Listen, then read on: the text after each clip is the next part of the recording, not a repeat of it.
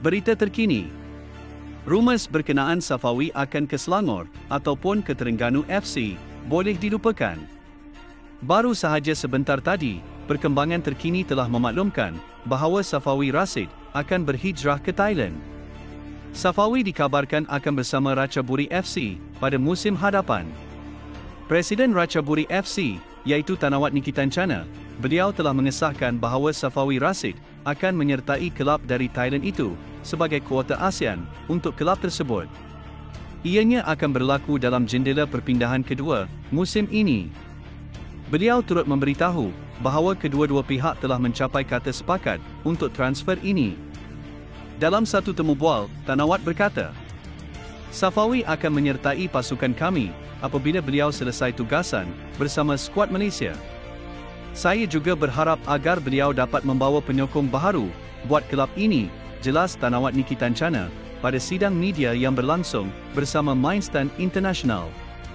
Mungkin ini adalah satu medan yang sesuai buat Safawi Rashid demi mengasah kembali bakat lamanya dan mendapat minit permainan.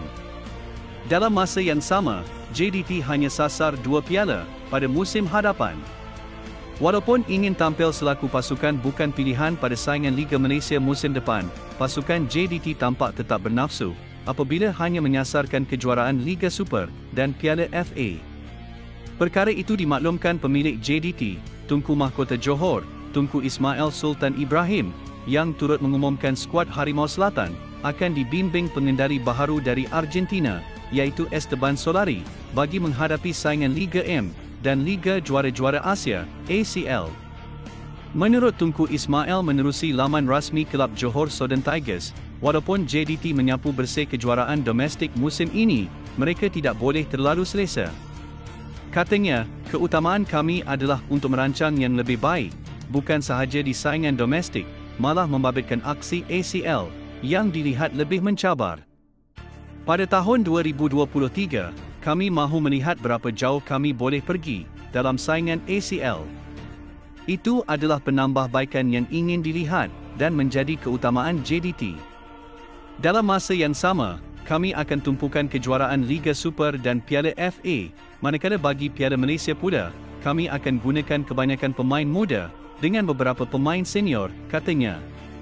Tunku Ismail berkata, JDT tidak boleh mengukur kejayaan berdasarkan pencapaian di tahap domestik, tetapi harus melihat kepada saingan di peringkat Asia yang lebih kompetitif. Kita mahu melihat JDT bersaing di mana kelab-kelab Asia bertanding pada saingan itu. Katanya, selepas tewas besar kepada kelab Liga Jepun pada aksi pusingan 16 pasukan terbaik dalam saingan ACL musim ini, beliau belajar banyak perkara, justru mahu melakukan peningkatan terhadap pasukan. Beliau menambah akan terdapat perubahan dari segi struktur dan modul latihan, serta teknologi, dan juga dari segi diet dan pemakanan untuk pemain JDT. Beliau juga berkongsi punca kejayaan JDT adalah lebih terarah kepada kestabilan dari aspek kewangan dan struktur kelab berkenaan. Kestabilan inilah yang berikan kami kelebihan untuk terus menjaga prestasi pasukan dan berada dalam keadaan yang konsisten. Kejayaan JDT bukan sahaja datang dari pelaburan yang dilakukan, tetapi cara kami mengawal setiap situasi yang berlaku dalam kelab, katanya.